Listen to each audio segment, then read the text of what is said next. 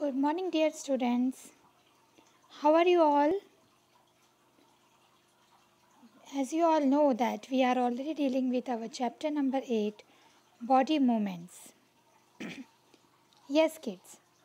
Today I am going to the directly with the text part of our book, our chapter, and you know that we have already completed the chapter, right, through our videos. So I am going towards the text part, and after that we will discuss the exercise questions also. Right.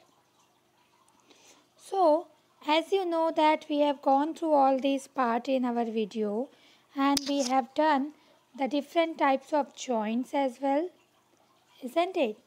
So, here is the definition of joints. Did you notice that? The place where two or more bones seems to join together is called as joints. Now, look. Now, here you have seen in the last video about different types of joints. So, first one was the ball and socket joint. So, as you have seen in the videos, the place where two or more bones join, ends of bones forming a joint and is lined with a layer of tough and elastic tissue which we called as cartilage. Children, I hope you have noted down all these definitions. And it also helps to reduce the friction between the bones. So all these things we are going to see towards with our text part. So let us go with the text now. Through our text, we have seen this definition of joints, children. After that, if you will move down, you will get that if we are touching our body parts, you will be feeling the bones. We have learned about the bones also, which cannot be bent. They are the fixed structure. And these are not one long bone from the upper part of the shoulder till the finger. There are so many bones which are joined together, and in the similar manner many bones present in each part of the body. We can bend or move our body only at those points where bones meet. So, depending upon this, we have different types of joints in our body. So, to help us, let us carry out different movements and activities. These joints are helping us. The first one is ball and socket joint.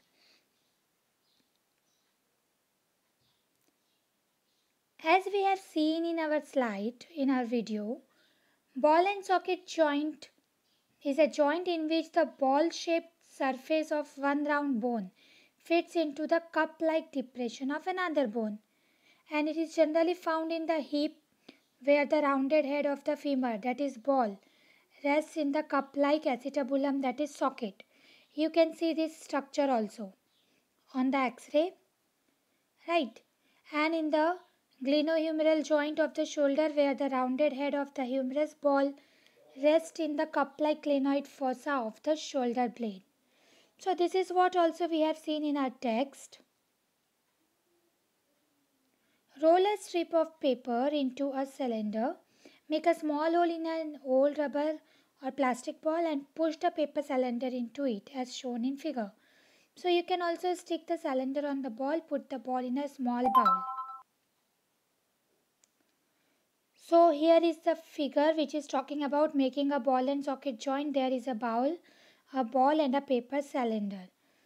Does the ball rotate freely inside the ball? Yes. And the paper cylinder also rotate? Yes. So imagine that the paper cylinder is your arm and the ball is its end, and the ball is like the part of the shoulder to which your arm is joined. Children, underline the definition. The rounded end of one bone fits into the cavity, that is the hollow space of the other bone. So such a joint allows movements in all directions. Which directions? All the directions.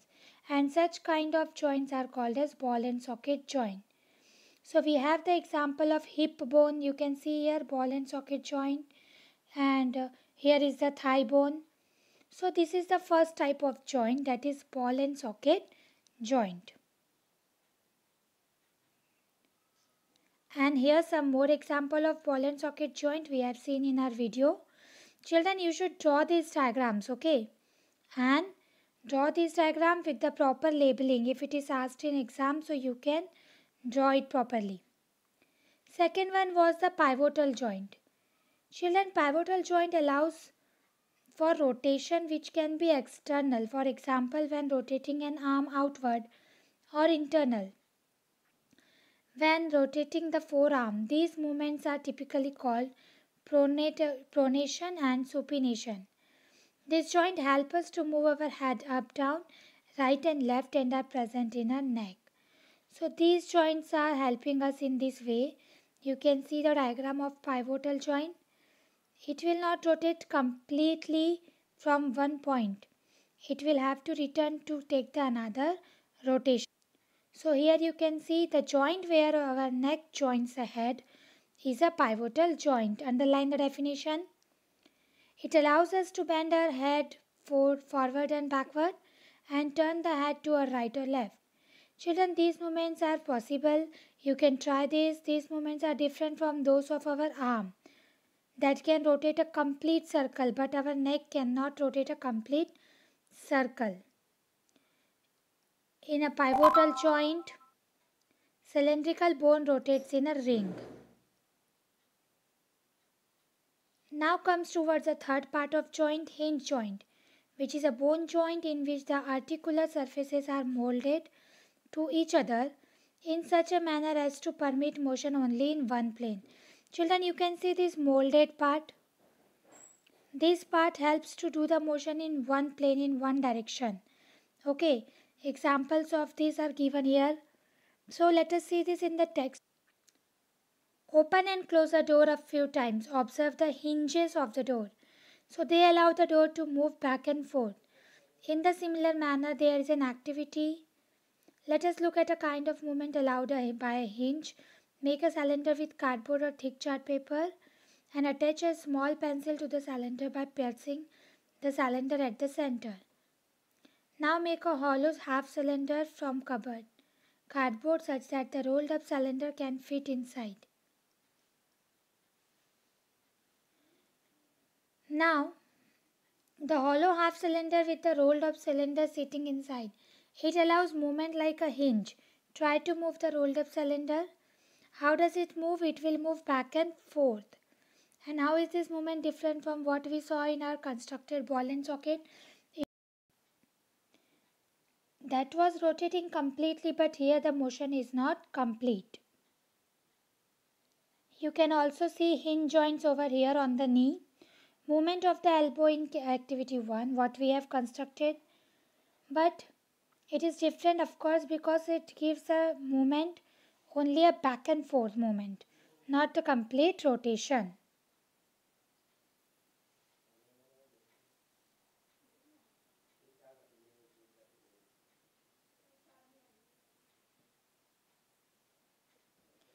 After this, we also have fixed joint.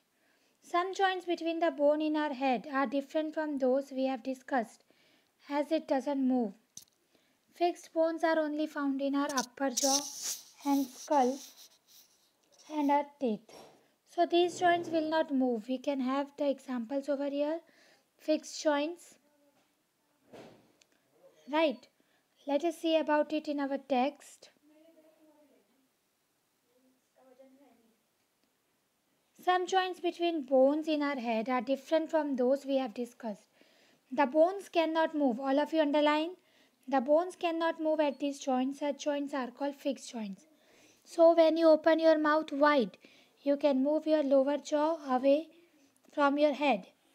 So if you will try to move them up and down, are you able to move it? There is a joint between the upper jaw and the rest of the head, which is called as fixed joint.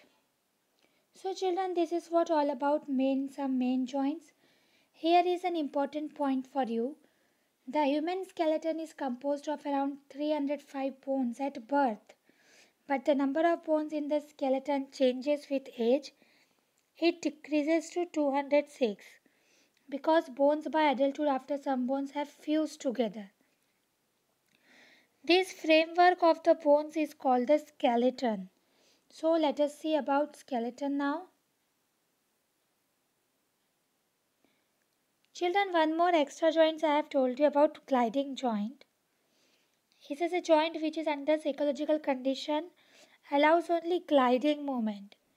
Means the opposed surfaces of the bones are flat or almost flat. They are found in the wrist and ankles. They are gliding only. Now as we have learnt about slightly movable joint, you can see on our vertebra, these joints are fixing one and after another. So in the gaps between they can bend. In this way we can bend with the help of slightly movable joints. Now let us come to human skeletal system. Children, our skeletal system consists of the parts in this manner. Right. We have skull, backbone, rib cage, limbs, shoulder girdle, hip girdle. So, what you have found from these figures of human skeletal system, different bones. Skeletal system is the framework which gives shape to the body. So we will be helpful if we will know the skeleton. So what will be the shape of the body? We can have some idea about the shape and number of bones in some parts of our body. And one way we could know this shape better would be to look at X-ray images.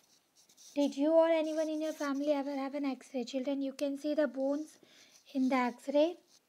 Sometimes when we are hurt, we have to do the X-ray to find out if there is no fractured. You can feel the bones in your forearm, upper arm, lower leg and upper leg. You can try to find out the number of bones as well.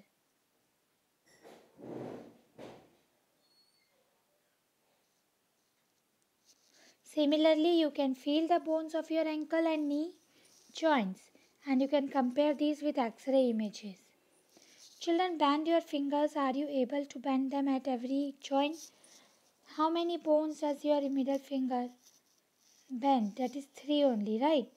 So it seems to have many bones, isn't it? Is your wrist flexible? It is made up of several small bones called carpals. All of you underline what are carpals?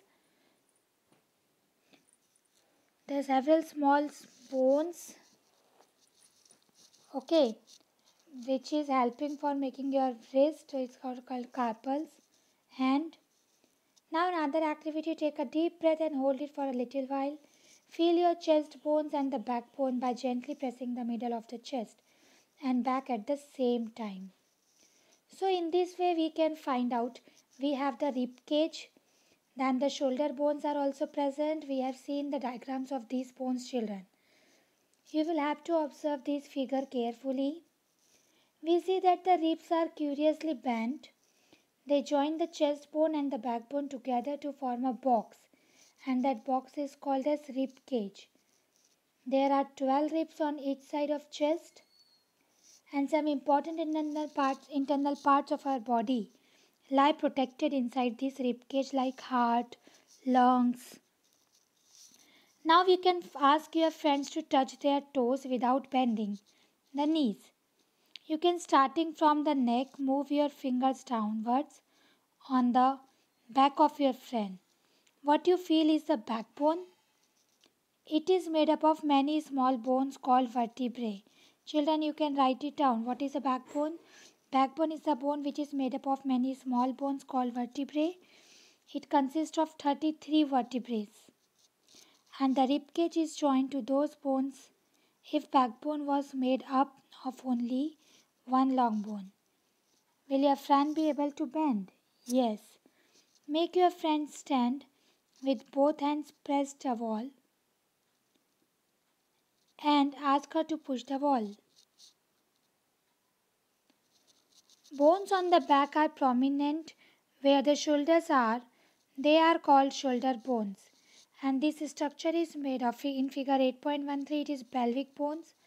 They enclose the portion of your body below the stomach. This is the part you sit on. So in this way the skull is made up of many bones joined together, but these are all fixed bones. It encloses and protects a very important part of the body, the brain. So children, in this way we have learned the different parts of human skeletal system. Now some additional part of the skeleton that are not as hard as the bones and which can be bent. These are called cartilage. You can see, feel your ear, do you find any hard bony part that can be bent? So there do not seem to be any bones here, isn't it? So this is called as cartilage. You can see figure 8.15 and 8.16. You do feel something in the upper parts of the ear that is not as hard as the ear. So this is cartilage. It is also found in the joints of the body. We have seen that a skeleton is made up of many bones, joints and cartilage, and you could feel, bend and move many of them. You can draw a figure of skeleton so that you will learn different bones, joints. We learnt about the bones in our body and about the joints that help us move in different ways. So make a fish with one hand, bend your arm at the elbow and touch your shoulder with the thumb. Do you see any change in your upper arm? Touch it with the other hand.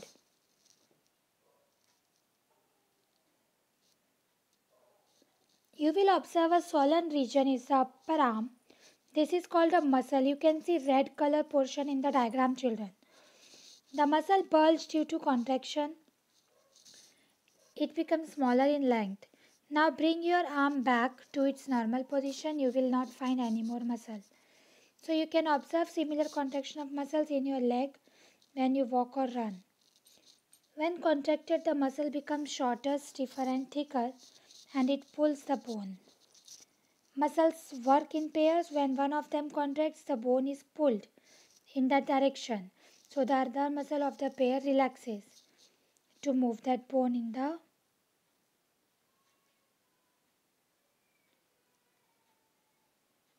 contracts to pull the bone towards its original position. While the first relaxes, a muscle can only pull. It cannot push. Thus two muscles have to work together to move a bone. And children, muscles and bones do not require movement. They can help animals to move. So this is what this movement of animals is called as gait of animals.